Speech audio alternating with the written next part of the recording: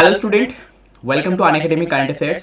তো আমি তোমাদের শঙ্খ শুভ্র স্যার। আজকে আমরা দিনের সব থেকে ইম্পর্টেন্ট কারেন্ট অ্যাফেয়ার্সটা নিয়ে আলোচনা করতে চলেছি। শুধুমাত্র কারেন্ট অ্যাফেয়ার্স নয়, তার সাথে সাথে কিন্তু অনেক ইনফরমেশন থাকবে, সেই কারেন্ট অ্যাফেয়ার রিলেটেড ইনফরমেশন, যেগুলো তোমাদের যে কোনো চাকরির এক্সামে মানে প্রচুর পরিমাণে হেল্প করবে।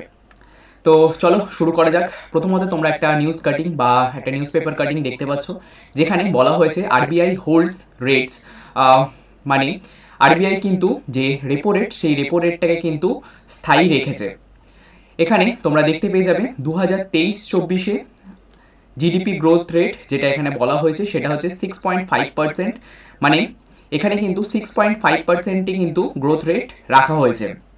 এক্ষেত্রে তোমরা দুটো জিনিস, মানে এই নিউজ কাটিংটা থেকে কিন্তু মানে যদি এটা পড়ো তো সেরকম খুব বেশি ইম্পর্টেন্ট নয়, বাট এখানে কিন্তু অনেকগুলো জিনিস জানার আছে। যেরকম প্রথমত তো আরবিআই সম্পর্কে তোমাদেরকে জানতে হবে, যেটা এক্সামের জন্য খুব ইম্পর্টেন্ট। মানে পুরোপুরি এটা কিন্তু ইকোনমির কিন্তু প্রচুর কনসেপ্ট কিন্তু তোমাদেরকে ক্লিয়ার করে দেবে এই আর্টিকেল থেকে। যেরকম কিছু কি পয়েন্ট থেকে আমরা ডিসকাস করবো, যেরকম প্রথমত আরবিআই, তারপরে হচ্ছে রেপো রেট, রেপো রেট ব্যাপারটা কি, তারপরে হচ্ছে রিভার্স রেপো রেট, এবং যে মনিটারি কমিশন আছে ইন্ডিয়ার, তো সেই মনিটারি কমিশনের সাথেও কিন্তু আমরা মানে সব কিছু বিস্তারিত ধারণা আমরা কিন্তু নেব। তো প্রথমত নিউজটা তোমাদেরকে দেখিয়ে দিলাম, যে নিউজটা হচ্ছে এটা। তো এটা কিন্তু খুব বেশি গুরুত্বপূর্ণ নয়, মানে এক্সাম ওরিয়েন্টেড তো একদমই নয়, মানে এক্সামে তো আসবেই না বা জিজ্ঞেসও করবে না। মানে এটা প্রতি বারেই চেঞ্জ হতে থাকে, যে জিডিপি গ্রোথ রেট প্রতি মাসেই আসতে থাকে, যে এটা এই মাসে কত আছে, তারপরের মাসে কত আছে। কিন্তু ইকোনমির ক্ষেত্রে যে কারেন্টের যে প্রশ্নগুলো আছে সেগুলো কিন্তু আসে রেপো রেট সম্পর্কে বা রিভার্স রেপো রেট সম্পর্কে বা অন্যান্য যেসব কনসেপ্ট আছে আরবিআই সম্পর্কে। তো এইসব জিনিসগুলো কিন্তু নিয়ে প্রশ্ন হতে পারে। তো চলো আমাদের যে এক্সাম ভিউ পয়েন্টে সেরকমভাবে আমরা পড়া শুরু করি। তো প্রথমত জিনিসটা আমি যেটা বললাম, যে রেপো রেট, রেপো রেট ব্যাপারটা কি, রেপো রেট ব্যাপারটা যদি তোমরা জানতে চাও, সেটা হচ্ছে the rate at which RBI lends to commercial bank. এখানে মানে কমার্শিয়াল ব্যাংকে যে রেটে টাকা দেওয়া হয় সেটাই হচ্ছে রেপো রেট। আর রিভার্স রেপো রেট যদি তুমি জানতে চাও, মানে রিভার্স রেপো রেট ব্যাপারটা কি, তাহলে সেক্ষেত্রে তোমাদেরকে এইখানটা দেখতে হবে, সেটা হচ্ছে the rate at which RBI বড়ো ফ্রম কমার্শিয়াল ব্যাংক। মানে কমার্শিয়াল ব্যাংকের কাছ থেকে যদি টাকা নেয় আরবিআই, তো সেক্ষেত্রে যে চার্জেস বা সুদটা দেওয়া হয়, তো সেটা কিন্তু হচ্ছে রিভার্স রেপো রেট। এক্ষেত্রে এখানে এই স্লাইডটাতে তোমরা জিনিসটা দেখলে পুরোপুরি বুঝতে পারবে। সেটা হচ্ছে প্রথমত রেপো রেট ব্যাপারটাকে আমরা ক্লিয়ার করে নেব, দেন তারপরে রিভার্স রেপো রেটের ব্যাপারে যাব। এটা হচ্ছে ধরো কমার্শিয়াল ব্যাংক বা সরি সেন্ট্রাল ব্যাংক, আর এটা হচ্ছে কমার্শিয়াল ব্যাংক। মানে এখানে এটা ধরো আরবিআই, ঠিক আছে, আমাদের সেন্ট্রাল ব্যাংক মানে হচ্ছে আরবিআই, আর এটা হচ্ছে কমার্শিয়াল ব্যাংক। তো কমার্শিয়াল ব্যাংক আমাদের অনেক কিছু আছে, যেরকম ধরো এসবিআই, এইচডিএফসি বা আরো অন্যান্য যেসব ব্যাংক আছে, তো সেই সব ব্যাংকগুলো হচ্ছে কমার্শিয়াল ব্যাংক। মানে এখানে কি হলো, যে সেন্ট্রাল ব্যাংক মানে কমার্শিয়াল ব্যাংকের কাছ থেকে যে টাকাটা নিচ্ছে, এখানে দাঁড়াও ব্যাপারটা প্রথমে বোঝাই। মানে সেন্ট্রাল ব্যাংক হচ্ছে প্রথমত টাকা দিচ্ছে, রেপো রেট ব্যাপারটা বুঝতে গেলে সেন্ট্রাল ব্যাংকের কাছ থেকে এই কমার্শিয়াল ব্যাংক টাকা নিচ্ছে। তো এবার মনে হতে পারে যে কেন টাকা নেবে, কারণ হচ্ছে যে পাবলিক যে লোনগুলো হয় সেই লোনগুলো প্রোভাইড করার জন্য কিন্তু টাকা দরকার। তো সেই টাকা হতে পারে যে ব্যাংকের কাছে এক্সেসিভ বা নেই সেই টাকাটা, তো তখন কিন্তু যে কমার্শিয়াল ব্যাংক, সেই কমার্শিয়াল ব্যাংক কিন্তু সেন্ট্রাল ব্যাংকের কাছে টাকা চাইবে, যে আমার এই টাকার দরকার আছে। তো সেক্ষেত্রে কি সেন্ট্রাল ব্যাংক বা আরবিআই কি ফ্রি অফ কস্ট টাকা দিয়ে দেবে, যে যাও তুমি নিয়ে চলে যাও? না, এরকম কিন্তু হয় না, কারণ হচ্ছে একটা সুদের ব্যাপার সবসময় থাকে। তো সেক্ষেত্রে সেন্ট্রাল ব্যাংক বা আরবিআই কিন্তু এই কমার্শিয়াল ব্যাংকগুলোকে কিন্তু যে মানিটা দেয়, যে টাকাটা দেয়, সেই টাকাটা কিন্তু একটা পার্সেন্টেজ অফ সুদে কিন্তু দেয়, সেই সুদটাই হচ্ছে রেপো রেট। তো এক্ষেত্রে কি হয়, যে কমার্শিয়াল ব্যাংকের কাছ থেকে একটা মানে মানে একটা হিউজ অ্যামাউন্ট চার্জ করা হয়, যেটা পরে গিয়ে কিন্তু তোমাদের কাছে বা যারা লোন নিচ্ছে তাদের কাছে থেকেই কিন্তু এইটা কিন্তু উসুল করে বা বলতে পারো তুলে নেয়। সেই সুদটা কিন্তু তুলে নেয় কমার্শিয়াল ব্যাংক, এবং দেন তারপরে কিন্তু সেটা আবার ফেরত দেয় আরবিআই এর কাছে। তো এই পুরোপুরি প্রসেসটাই হচ্ছে রেপো রেট। দেন এবার আমরা যদি এখানে রিভার্স রেপো রেট যেটা বললাম, রিভার্স রেপো রেট ব্যাপারটা কি, তো এই স্লাইডটাতেই এখানে আমি তো RBI increase the reverse repo rate to encourage commercial bank to make deposit in the, মানে কি হয়, যে যখন ধরো কমার্শিয়াল ব্যাংক, মানে এইখানে এই স্লাইডটা থেকে আমি বোঝাবো। তো কমার্শিয়াল ব্যাংকের কাছে যখন অনেক টাকা আছে, কমার্শিয়াল ব্যাংকের কাছে ধরো প্রচুর এক্সেসিভ টাকা আছে, মানে যে টাকাটা হয়তো কমার্শিয়াল ব্যাংকের কোনো রকম দরকার পড়ছে না। এবার তোমার কাছে টাকাটা দরকার পড়ছে না, তাহলে তুমি কি করবে? তো তুমিও হয়তো, মানে ব্যাংকও কিন্তু আবার অন্য ব্যাংকের কাছে জমা দেয়, সেই অন্য ব্যাংকটা হচ্ছে আরবিআই বা আমাদের সেন্ট্রাল ব্যাংক। তো ব্যাংকের কাছে যে এক্সেসিভ বা বেশি পরিমাণে টাকাটা থাকে সেটা কিন্তু তখন কিন্তু আরবিআই এর কাছে জমা করে দেয়। কিন্তু এক্ষেত্রে একটা জিনিস বোঝার, সেটা হচ্ছে যে আরবিআই কিন্তু এই রেপো রেট যখন মানে নিচ্ছে, আরবিআই যখন টাকা দিচ্ছে সেক্ষেত্রে কিন্তু তোমরা দেখতে পাবে যে আরবিআই কিন্তু চার্জেস কিন্তু বেশি পরিমাণে পে করছে, মানে নিচ্ছে, যে আমার সুদ কিন্তু আমি বেশি নেব। কিন্তু এক্ষেত্রে কমার্শিয়াল ব্যাংকের কাছে যখন এক্সেসিভ টাকা থাকে তো সেক্ষেত্রে কিন্তু কমার্শিয়াল ব্যাংকে কিন্তু বেশি পে করা হয় না, বেশিরভাগ সময় কিন্তু বেশি পে করা হয় না। তার কারণ হচ্ছে কমার্শিয়াল ব্যাংকের কাছে টাকাটা দরকারই ছিল না, তার জন্য সে আরবিআই এর কাছে জমা দিচ্ছে। কিন্তু আরবিআই এর কিন্তু মানে কমার্শিয়াল ব্যাংকের টাকাটা দরকার ছিল, তার জন্যই কিন্তু আরবিআই এর কাছে ধার নিয়েছিল, তার জন্যই কিন্তু সে চার্জেসটা বেশি মানে নিচ্ছে। তো এই ক্ষেত্রে এই যে স্টেটমেন্টটা আছে যেখানে মানে বলা হয়েছে যে RBI increase the reverse repo rate to encourage commercial bank to make deposit in the central bank and earn returns. মানে যখন ধরো মার্কেটে প্রচুর টাকা ঘোরাঘুরি করছে, তো সেই সময় যে মার্কেট থেকে যখন টাকাটাকে একটু টেনে নেওয়ার দরকার পড়বে বা মনে হবে যে টাকা বেশি খরচা যেন সেই সময় না করে বেশি মানুষজন, তো সেই সময় কি করে যে কমার্শিয়াল ব্যাংকে রিভার্স রেপো রেটের উপরে বেশি পরিমাণে সুদ দেওয়া হয়, যাতে কমার্শিয়াল ব্যাংকগুলো কি করে যে সুদের আশায় তাদের টাকাগুলো মানে যেগুলো তাদের ব্যাংকে আছে সেই টাকাটা যেন আরবিআই এর কাছে জমা করে দেয়, যাতে মানি সার্কুলেশন যেটা হয় তো সেটা যেন একটু কম হয় আমাদের দেশের মধ্যে, যাতে সুদের আশায় মানে সবাই যাতে টাকা যেন বেশি পায়, তো সেই জন্য যেন ব্যাংকের কাছে অন্য কাজে টাকা না লাগিয়ে ব্যাংকের কাছেই যেন জমা রাখে। তো এর জন্যই কিন্তু রিভার্স রেপো রেট ব্যাপারটা কিন্তু করা হয়। এরপরে আসি মনিটারি পলিসি অফ ইন্ডিয়া। তো মনিটারি পলিসি ব্যাপারটা কি, যেখানে আমরা কিন্তু এখানে অলরেডি আমরা এই আর্টিকেলটার মধ্যে কিন্তু মনিটারি পলিসি কিন্তু আমরা দেখেছি। তো এবার আমরা ডিটেলসে জানবো। তার আগে আরেকটা জিনিস তোমাদেরকে এখানে করব, সেটা হচ্ছে আমাদের যে আরবিআই এর গভর্নর, আরবিআই এর যে গভর্নর শক্তিকান্ত দাস, তিনি কিন্তু এখানে একটা স্টেটমেন্ট দিয়েছেন যে we have made good progress in continue ইনফ্লুয়েশন, মানে ইনফ্লুয়েন্সের সময় কিন্তু আমরা ভালো প্রোগ্রেস করছি। Deposit 3 year of a global turmoil, India's growth has bronze to back. আমার স্লাইডটা এখানটা একটু হেজি লাগছে, আমি এটা বোঝা যাচ্ছে না, তোমাদের কাছে বোঝা যাচ্ছে না এখানে জানি না। মানে এখানে বলতে এটাই চাইছে যে এখানে কিন্তু আমরা কিন্তু এই মানে করোনার টাইমেও মানে যখন কিন্তু প্রচুর পরিমাণে খারাপ অবস্থা ইকোনমি, সেই টাইমেও কিন্তু আমরা খুব ভালোভাবে আমাদের গ্রোথ রেট কিন্তু দেখা যাচ্ছে বা আমাদের জিডিপি কিন্তু খুব ভালোভাবে মানে ঠিকঠাক পারফর্ম করছে। তো এবার আসি মনিটারি পলিসির ব্যাপারটা। তো মনিটারি পলিসিটা কি?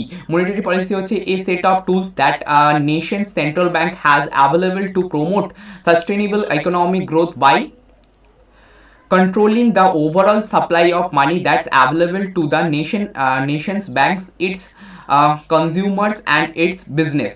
মানে হচ্ছে ধরো এই পলিসিটার মাধ্যমে আমাদের যে মানে এই রেপো রেট বা রিভার্স রেপো রেট যে ব্যাপারগুলো আমি বললাম তোমাদেরকে, তো এইটাই হচ্ছে মনিটারি পলিসির অংশ। মনিটারি পলিসির যে অংশ, সেই অংশ হিসাবেই কিন্তু এই রিভার্স রেপো রেট বা রেপো রেটকে যেভাবে কন্ট্রোল করা হয় সেটাই হচ্ছে কিন্তু মনিটারি পলিসি।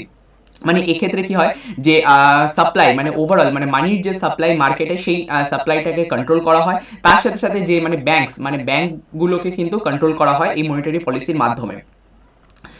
এখানে মনিটারি পলিসি সম্পর্কে বেশ কিছু গুরুত্বপূর্ণ তথ্য দেওয়া আছে, যেরকম এখানে আরেকবার বলে দেওয়া হয়েছে যে monetary policy is the process by which the monetary authority of country generally central bank control the supply of money in economy. মানে ইকোনমি যে মানির সাপ্লাই, তো সেইটাকে কন্ট্রোল করার জন্য কিন্তু এই মনিটারি পলিসি মেনলি কিন্তু ইমপ্লিমেন্ট করা হয়।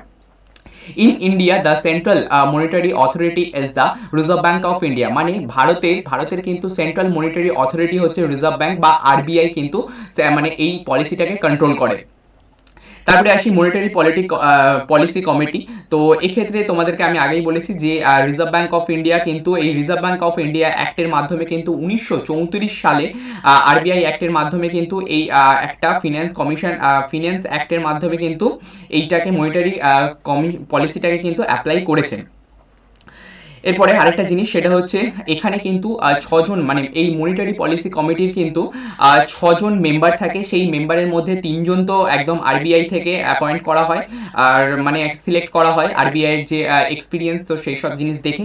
আর তিনজনকে কিন্তু ডাইরেক্ট সেন্ট্রাল গভর্নমেন্ট কিন্তু মানে অ্যাপয়েন্টমেন্ট করে। তো মানে আরবিআই এখানে যে চেয়ার আমাদের যে আরবিআই এর যে গভর্নর আছে তিনি তো এই মনিটারি পলিসির মানে হেড হিসেবে গণ্য করা হয়, বা তিনি একজন সদস্য। এছাড়াও কিন্তু সেন্ট্রাল গভর্নমেন্টের পক্ষ থেকে যারা এক্সপিরিয়েন্স লোক তাদেরকে কিন্তু এই তিনজন মানে টোটাল ছজন সিটের মধ্যে কিন্তু তিনজন কিন্তু সেন্ট্রাল গভর্নমেন্ট কিন্তু অ্যাপয়েন্ট করে। এক্ষেত্রে কিছু রেট এখানে দিয়ে দেওয়া হয়েছে, যেগুলো তোমরা এখানে নোট ডাউন করতে পারো, পরে তোমাদের এক্সামের ক্ষেত্রে কিন্তু কাজে লাগবে। এখানে এবার আসি রিজার্ভ ব্যাংক অফ ইন্ডিয়ার সম্বন্ধে কিছু তথ্য জানার জন্য। রিজার্ভ ব্যাংক অফ ইন্ডিয়া, যেটা তোমরা জানো যে আমাদের দেশের কিন্তু সর্বসর্বা বা সেন্ট্রাল ব্যাংক, যেটা কিন্তু অন্যান্য সব ব্যাংকের যে হেড বলতে পারো, হেড অফ দ্য ব্যাংক, তো সেটাই কিন্তু আমাদের রিজার্ভ ব্যাংক। আর রিজার্ভ ব্যাংকের যে হেডকোয়ার্টার সেটা কিন্তু তোমরা দেখতে পেয়ে যাবে মহারাষ্ট্র ইন্ডিয়াতে কিন্তু লোকেটেড, মানে হেডকোয়ার্টার রিজার্ভ ব্যাংক অফ ইন্ডিয়ার কিন্তু মহারাষ্ট্র ইন্ডিয়াতে আছে। এরপরে যদি তোমরা দেখো যে রিজার্ভ ব্যাংক অফ ইন্ডিয়া কবে তৈরি হলো, তো এখানে তৈরি হওয়ার যে ডেট সেটা কিন্তু দেওয়া আছে 1 এপ্রিল 1935, মানে প্রথম এপ্রিল বা 1 এপ্রিল 1935 সালে কিন্তু রিজার্ভ ব্যাংক অফ ইন্ডিয়া তৈরি হয়েছে, যেটা কিন্তু তোমরা দেখতে পেয়ে যাবে 88 বছর আগে, মানে একদম কিন্তু ব্রিটিশ সময়ে কিন্তু আমাদের দেশ স্বাধীন হওয়ার আগে কিন্তু এই রিজার্ভ ব্যাংক অফ ইন্ডিয়া কিন্তু তৈরি হয়েছে। এখানে যদি বলি যে রিজার্ভ ব্যাংক অফ ইন্ডিয়া কোন মিনিস্ট্রির আন্ডারে আসে বা কে এর মালিক, কে রিজার্ভ ব্যাংক অফ ইন্ডিয়ার মালিক কে, তো সেক্ষেত্রে তোমরা এখানে দেখতে পেয়ে যাবে মিনিস্ট্রি অফ ফিনান্স, যা মানে গভর্নমেন্ট অফ ইন্ডিয়ায় কিন্তু এই রিজার্ভ ব্যাংক অফ ইন্ডিয়ার মালিক। অ্যাকচুয়ালি মালিক হচ্ছে গভর্নমেন্ট অফ ইন্ডিয়া বা ভারত সরকার, কিন্তু এই রিজার্ভ ব্যাংক অফ ইন্ডিয়ার যে মালিক বলতে পারো, বা আমাদের পুরো দেশের এই ব্যাংকটাই কিন্তু সর্বসর্বা। তারপরে গভর্নর, রিজার্ভ ব্যাংক অফ ইন্ডিয়ার গভর্নর আমি আগেই বলেছি, রিজার্ভ ব্যাংক অফ ইন্ডিয়ার গভর্নর এখানে হচ্ছে দেখতে পাবে তোমরা শক্তিকান্ত দাস, ইনি কিন্তু আরবিআই এর প্রেজেন্ট গভর্নর। এটা থেকে কিন্তু পুরোপুরি এই প্রশ্নটা আসে, অনেক এক্সামে এসেওছে অলরেডি, যে আরবিআই এর গভর্নরের নাম কি। এখানে তোমাদেরকে 4-5টা অপশন দিয়ে দেবে, বা ওয়ান লাইনার টাইপের জিজ্ঞেস করবে যে আরবিআই এর গভর্নরের নাম কি, তো সেক্ষেত্রে কিন্তু তোমাদেরকে ওখানে বলতে হবে যে আরবিআই এর গভর্নর হচ্ছে শক্তিকান্ত দাস। তারপরে হচ্ছে আরবিআই এর যে এখানে রিজার্ভ মানি সেটা তোমরা দেখতে পারো, এইরকম নিয়ে কোনো মানে মানি কত আছে তার কাছে, তো সেটা নিয়ে কোনো রকম প্রশ্ন করা হয় না, বাট ইনফরমেটিভ জিনিস, তো তার জন্য তোমরা কিন্তু এখান থেকে নোট ডাউন করতে পারো। এরপরে আসি ফাংশনস অফ আরবিআই, মানে আরবিআই কাজ কি করে, আরবিআই এর ফাংশন কি। তো মেইনলি কিন্তু এখানে তোমরা দেখতে পেয়ে যাবে ব্যাংকার্স অফ ব্যাংক, মানে হচ্ছে কি ব্যাংকেরও ব্যাংক হচ্ছে আরবিআই, মানে যে কোনো ব্যাংক, মানে ধরো স্টেট ব্যাংক, এইচডিএফসি ব্যাংক বা আরো অন্যান্য যেসব কমার্শিয়াল ব্যাংক আছে তাদের ব্যাংকার্স কিন্তু হচ্ছে আরবিআই বা রিজার্ভ ব্যাংক অফ ইন্ডিয়া কিন্তু তাদের ব্যাংকার্স। এরপরে হচ্ছে ইস্যুয়ার অফ কারেন্সি, মানে যে কোনো টাকা বা নোট বা যাই কয়েন, তো সেগুলো কিন্তু ইস্যু কিন্তু একমাত্র করতে পারে হচ্ছে আরবিআই, মানে নোট ছাপানো থেকে আরম্ভ করে কোনো নতুন নোট প্রেজেন্ট করা, বা কোনো নতুন কয়েন প্রেজেন্ট করা, বা কোনো নতুন কয়েন কত ছাপানো করা তৈরি করা হবে, তো সেই সব জিনিসগুলো নিয়ে কিন্তু ডিসিশন কিন্তু সবকিছু কিন্তু আরবিআই বা রিজার্ভ ব্যাংক অফ ইন্ডিয়া নেয়। এরপরে আসি মনিটারি অথরিটি, মানে আগেই কিন্তু আমি বললাম সব কিছু কিন্তু নজরদারি কারা করবে, মানে যে কোনো ব্যাংকের উপরে নজর রাখবে বা তারা ঠিকঠাক কাজ করছে কিনা, তাদের কি কি পলিসি আছে, কিরকম পলিসিগুলো আছে। যেরকম কালকেই আমরা তোমাকে মানে একটা জিনিস কারেন্ট অ্যাফেয়ার পড়েছিলাম, সেটা হচ্ছে ইউপিআই ট্রানজ্যাকশন। তো সেই ইউপিআই ট্রানজ্যাকশন এর উপরেও কিন্তু ডিসিশন নেওয়ার কিন্তু সময় আমি বলেছিলাম যে আরবিআই কিন্তু প্রতিটি ব্যাংককে বলেছে যে ইউপিআই পেমেন্টের মাধ্যমে কিন্তু এটিএম থেকে টাকা তোলার যে প্রসেস, সেটা কিন্তু প্রতিটি ব্যাংকে করতে হবে, এবং আস্তে আস্তে প্রতিটি ব্যাংকের উপরই কিন্তু এই জিনিসটা কিন্তু ইমপ্লিমেন্ট করতে হবে, যেটা আরবিআই নোটিশ দিয়েছিল। ঠিক সেই রকমই কিন্তু এই আমি বলছি বারবার যে আরবিআই কিন্তু এই ফাংশনটাও কিন্তু ওইটাই, যে মনিটারি অথরিটি কিন্তু আরবিআই এর উপরেই কিন্তু সব দায়িত্ব আছে। তারপরে রেগুলেটর অফ ফিনান্সিয়াল সিস্টেম, মানে টাকা, এই যে repo rate, reverse repo rate, যে ব্যাপারটা আমি প্রথমে বোঝালাম, তো এই জিনিসগুলোর কিন্তু দায়িত্ব কিন্তু সবটাই কিন্তু আরবিআই এর কাঁধে, মানে কখন মার্কেট থেকে টাকা তুলবে, কখন মার্কেট থেকে টাকার সাপ্লাই বাড়াতে হবে, মানে কখন আমাদের জনসাধারণের হাতে টাকা দিতে হবে, মানে করোনার সময় কাউরি হাতে টাকা ছিল না, সেই সময় কিন্তু খুব কম রেপো রেটে কিন্তু ব্যাংকগুলোকে লোন দেওয়া হয়েছিল, যাতে আমাদেরকে ব্যাংকগুলো লোন প্রোভাইড করতে পারে, যাতে পাবলিকের সাধারণ মানুষের হাতে কিন্তু টাকা আসতে পারে। তো এই সব জিনিসগুলো কিন্তু রেগুলেট করার দায়িত্বও কিন্তু হচ্ছে আরবিআই। তারপরে ম্যানেজিং ফরেন এক্সচেঞ্জ, মানে ধরো বিদেশ থেকে কোনো রকম টাকা আসছে, তো সেই টাকাটার হিসাব করা বা সেই টাকাটা ঠিক পথে আসছে কিনা, তো সেই সব জিনিসগুলো দেখার কিন্তু দায়িত্বও কিন্তু আরবিআই। এরপরে আসছি ব্যাংক অফ গভর্নমেন্ট।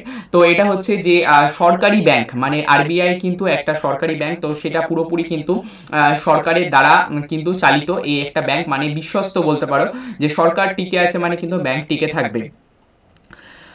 তারপরে হচ্ছে ডিটেনশন অফ ফেক কারেন্সি, মানে আরবিআই এর কিন্তু দায়িত্ব এটাও যে খুঁজে বের করা বা এরকম চিহ্নিত করা যে ফেক কারেন্সিকে কিভাবে মানে ফেক কারেন্সি মার্কেটে আসবে না, বা নোট যে জাল নোট, সেই জাল নোট যাতে না হয় বেশি, তো সেই ক্ষেত্রে সেই কাজগুলো কিন্তু আরবিআই করে। তারপরে এখানে তো আমরা দেখতে পেয়ে যাবে regulator of payment and system, মানে যে কোনো টাকা ধরো পাঠানো বা একটা হিউজ পরিমাণে মানি কোনো একটা জায়গায় যাচ্ছে বা সেটার কোনো হিসাব নেই, তো সেই জিনিসগুলো কিন্তু রেগুলেট করার দায়িত্বও কিন্তু আরবিআই। তারপরে এমপ্লয়মেন্ট ফাংশন, মানে যে কোনো রকমের এমপ্লয়মেন্ট, মানে আমি আগেই বললাম যে যেরকম ধরো একটা আরবিআই এর যে মনিটারি পলিসি যেটা আছে, তো সেখানে কারা এমপ্লয় হবে, তো সেই রকম দায়িত্বগুলো কিন্তু তাদেরই পড়ে। তো এই গেল আরবিআই এর ফাংশন। তো একদম আশা করছি তোমরা নোট ডাউন করেছো। এখানে তোমরা দেখতে পেয়ে যাচ্ছ আরবিআই এর গভর্নর শক্তিকান্ত দাস, ইনি কিন্তু একজন ইম্পর্টেন্ট পার্সন, এবং এনার নামটা কিন্তু বারবার বিভিন্ন প্রশ্নতে কিন্তু তোমরা দেখতে পাবে। এক্সামের যে কোনো প্রশ্নতে কিন্তু এই নামটা কিন্তু মনে রাখা কিন্তু খুবই দরকার। তারপরে আসি the reserve bank of India was establish following the reserve bank of India act 1934, যেটা আমি আগেই বলেছি। রিজার্ভ ব্যাংক অফ ইন্ডিয়াকে তৈরি করা হয়েছে 1934 এর রিজার্ভ ব্যাংক অফ ইন্ডিয়া অ্যাক্টের দ্বারা। তারপরে ইট ওয়াজ আ নেশন ইন, মানে হচ্ছে এটাকে, মানে রিজার্ভ ব্যাংক অফ ইন্ডিয়া কিন্তু প্রথমে ন্যাশনালাইজ ছিল না, মানে যখন তৈরি হয় তখন কিন্তু এটা একটা কমার্শিয়াল ব্যাংকের মতনই কাজ করতো, তখন কিন্তু একটা জাস্ট নর্মাল ব্যাংকের মতনই কাজ করতো। কিন্তু পরে কিন্তু এটাকে পুরো কিন্তু ন্যাশনালাইজ করা হয়, যেটা হচ্ছে 1949 সালে কিন্তু রিজার্ভ ব্যাংক অফ ইন্ডিয়াকে ন্যাশনালাইজ করা হয়। এবং সিন্স, মানে এখনো পর্যন্ত কিন্তু যার ফুললি ওনার, মানে তার পুরোপুরি মালিক কিন্তু হচ্ছে ministry of finance, government of ইন্ডিয়ার আন্ডারে কিন্তু, মানে গভর্নমেন্ট অফ ইন্ডিয়া কিন্তু এই রিজার্ভ ব্যাংক অফ ইন্ডিয়ার মালিক। তো এই গেল আজকের ইকোনমির গুরুত্বপূর্ণ তথ্য। আশা করছি তোমরা সব নোট ডাউন করেছো। আর একটা ছোট্ট নিউজ থেকে কিন্তু, মানে এই একটা ছোট্ট নিউজ থেকে কিন্তু কিভাবে দেখতে পেলে যে ইকোনমির কিন্তু অনেকগুলো কনসেপ্ট তোমরা শিখে গেলে। তো আশা করছি তোমাদের ভিডিওটা হেল্পফুল হয়েছে। আর এই রকমই ইনফরমেটিভ কারেন্ট অ্যাফেয়ার্স এর ভিডিও পাওয়ার জন্য অবশ্যই চ্যানেলটাকে সাবস্ক্রাইব করে নাও। দেখা হচ্ছে খুব তাড়াতাড়ি আবার একটা নতুন এই রকম টাইপেরই কারেন্ট অ্যাফেয়ার্স এর ভিডিওতে।